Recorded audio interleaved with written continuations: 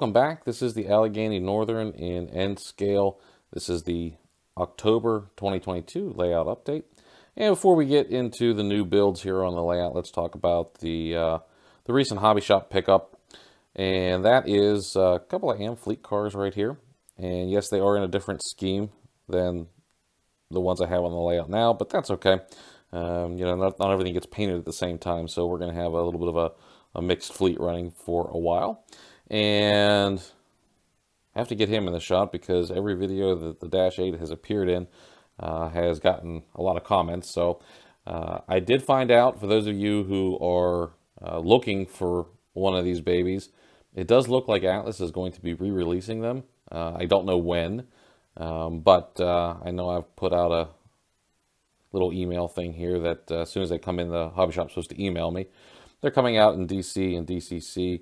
Once again, I just saw the advance notice on the hobby shop website, and of course I said, yeah, I gotta get me some of those because I have one, and it's not enough to pull a train around some of the grades on the layout. So I need to pair them up, and it just doesn't look right with the Genesis. It's just, it needs another Dash 8, so I'm going to go ahead and pick one of those babies up. I think it has sound too. I can't remember now because I tagged a lot of locomotives for, email me when they come in. So some of them had sound, some of them didn't. But looking forward to that. I don't know when, but as soon as it makes the layout, obviously you guys will know as well. Picked up a couple of Atlas. These are just maintenance away trucks for Amtrak. And sitting in the tissue paper there is the side view mirrors. I got to put those on. That's a small detail thing that I just haven't gotten to. Okay, I'm going to pan kind of slow over here as I walk around the layout.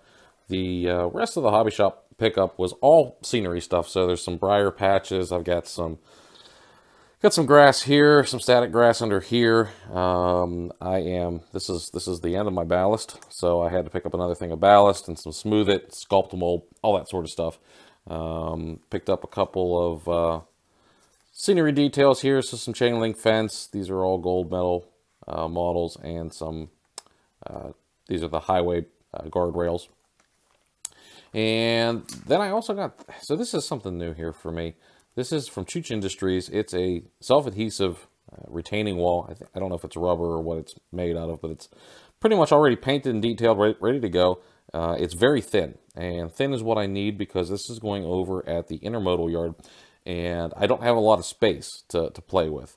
And I was going to just do like the Hydrocol from Will & Scenics, paint those up, but they're thicker, and there just wasn't enough room for all that. So we're going to give this a shot, see how this works out, so stay tuned for that.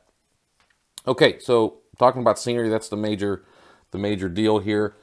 Talked about the ballast, some Sculptamold, picked up a thing of Smooth It, and then I also picked up some new snow products for myself. Now, Deluxe Materials, I know I've talked about them before because I have some of their shoveled snow product.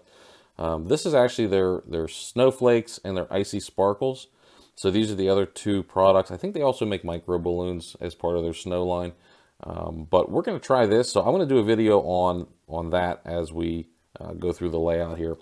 And then the other thing that I have been working on is getting the rough shape of the plaster put on here for the rocks. So I'm going to leave these scrapings basically as rock down here, and get that all painted up and weathered up. I had a few extra castings left over, so they just sort of got worked into the scenery, trying to reuse what I can, so I don't have to cast all this new stuff, and then worked on this. So later today, I'm going to be working on these, and that'll probably make next half of the video here.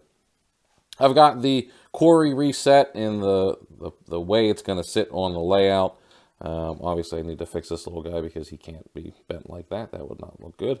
So those aren't glued in place yet, but the basic scenery terrain is in here. So I'm going to work on later today getting this all primed and ready to go so I can start doing scenery. And then from there, I'm going to keep working my way in this direction. So the backdrop needs repainted because that's not going to transition to fall right there. That's going to stay winter. The reason I'm doing that is I want to do a winter river scene. So this is my riverbed. It's obviously been sculpted and molded in already, so I want to get that done. And then I want to start fading it out when I get to the road scene here. And then from there, we're going to start transitioning out. So it's going to go from basically snow on this side of the bridge, so to speak, to melted snow here. You know, dry grass, and that's where the briar patches are going to be and all that sort of stuff. So that's going to take off from here. And then I plan on, you can see I've got the trees lighted up. That's just because I needed to get them out of the way. And I did get this sort of painted in, so it's not pink anymore. I hate when you see we call them the plywood Pacifics, you know, and you just see that rough scenery. So I tried to get a little bit of color onto here so that it looked like you actually were rolling through some scenery. But then it's going to fade up into fall, and by the time I get up to my tunnel, that's going to be straight fall again. And then working on an idea here. So this is just some foam core board. You're going to see this white foam core in a couple of different places. I don't want to paint the wall as my backdrop. I wanted to have something else, and just because of where it's at, I needed it to be somewhat flexible and somewhat movable. So it's just foam core that's hot glued on. It's not the sturdiest thing, but it will serve as a nice backdrop for photographs and whatnot, and it can be removed if I need to move this section of the layout for anything. So that's going on. You're going to see that in a couple of places here. So as you look, you know, up the intermodal yard here, you can see that it's running along there as well.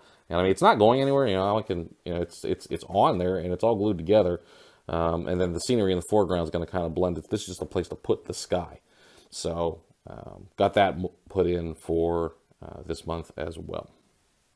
Okay, one of the most out of place trains on my layout is obviously my coaster trains. And I got these cars when I was still living back at mom and dad's house, and I was just a little kid, and this is probably the first really expensive set of cars I owned. So we're going back, I gotta say, 20 years or so, 20 plus years. So these things are ancient, right? The locomotive's a little bit newer because the cars came out with the locomotives and then they sort of disappeared for a while, and then there was a re-release. And so when that re-release happened, I snatched up a loco to go with it, so I had a set. But in the meantime, these things, boy, there's 3 cars here and they roll heavier than a 30-car freight train. They just do not roll well. And so let me take you on the underside here. What you'll notice is, because there's no side truck, right? Typically you have a little needle point right here that goes into the side of the truck, and then these things roll free. These are actually clipped. I don't know if you can see that real well here, but they're actually clipped into plastic housings. And I guess over time, it makes sense that the plastic housings would just sort of get a little bit worn out, and that must have been what happened here. Obviously, it still holds the wheel sets in place, but there's just so much friction they don't roll well. And I'm having the exact same issue on my Cato or Kato, whatever you want to call it, passenger cars as well, and the Amfleet cars. So let me show you the Amfleet. They're set up a little bit different, but same principle. So here's the Amfleet version. Once again, no side frame on the trucks. And they've got a piece that clips over the front there, you know, and the wheel sets underneath it. They almost look like identical wheel sets, actually. And then they clip into they rest in a plastic housing, but it's basically this piece right here that holds them in place. That without this, it falls out.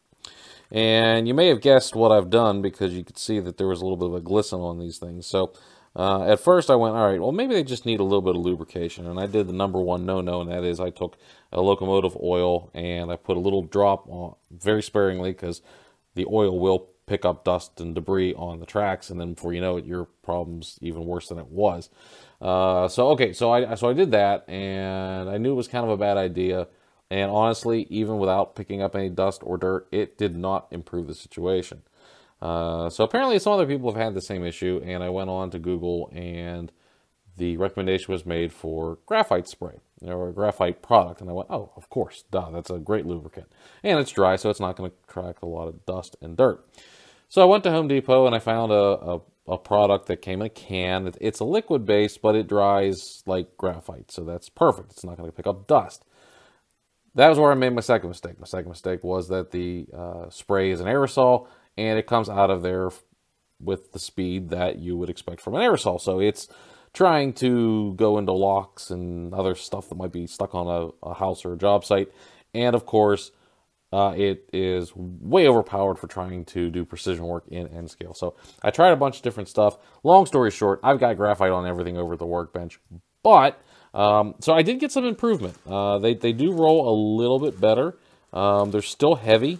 The Amtrak set increased or reduced, I guess, in this case, its friction more than the coaster set did.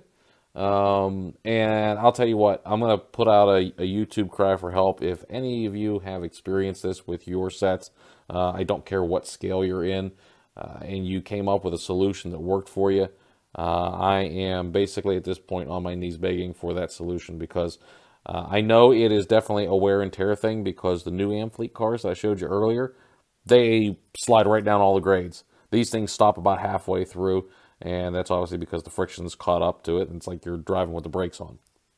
So if my layout was flat, that would not be an issue. But the fact that I am modeling very mountainous countryside here, and I have some rather steep grades, 2 and 3%, which I know is pretty intense, even for the for the real thing. These cars having that much drag on them is a major problem. You could say it's a major drag. So anyway, if you got a solution to it, I'm all ears. Let me know what you got. Okay, so we're back here at the quarry, and today I was able to get the rocks painted in, and that's a simple method that Woodland Scenics teaches. It's the stipple method is all I used to do that. The highlights still need to be frosted on with a white dry brush. I want to let this set for a little while before I go and do that. But then you can also see that I've got the rough scenery in for the quarry. So it darkens up this stone a little bit when it's wet. It is wet, that's why it looks like it's sort of almost brown.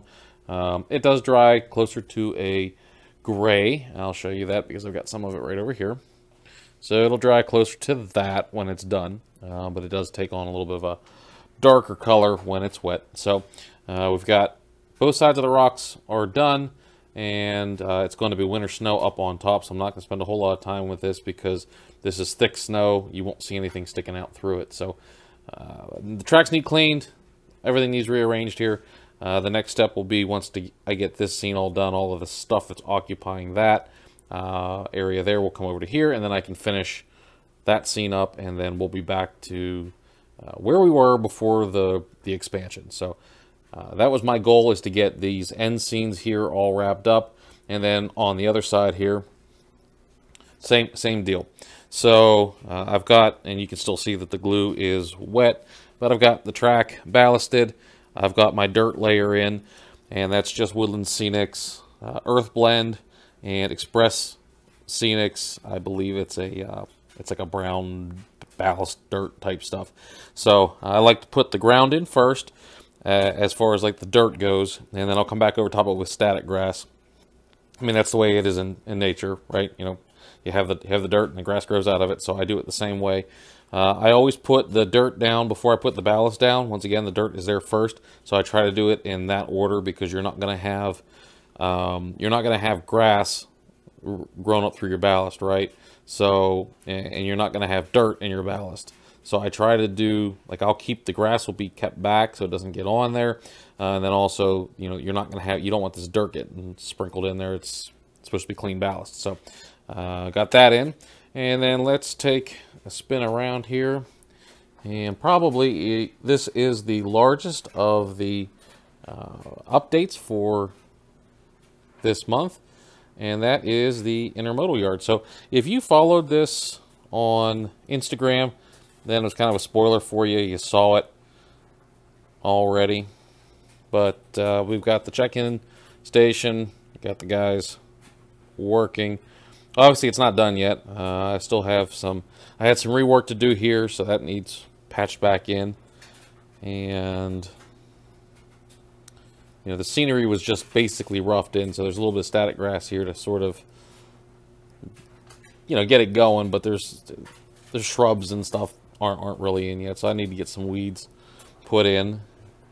And this this version is a lot smaller than the last one. Not track-wise. It is exactly the same track-wise. It's smaller in overall depth. So a lot of the containers that were stored here are now going to the harbor scene because there's just not space for them here. So I took what I could to use here, and then the rest is going up above. And then, of course, the main line is chugging along the back here. I've got some fence. Some of it's attached, some of it's not. So that all needs a fix. It's basically just out of the storage and thrown onto the layout right now. So we're into the detail phase here. So all of these little lines to mark out the concrete expansion joints, I did with a Sharpie pen. And I can tell you that do not do this with a good pen, because as smooth as this surface may be, you are going to wear the tip of your Sharpie pen out. And I'll show you here in a minute.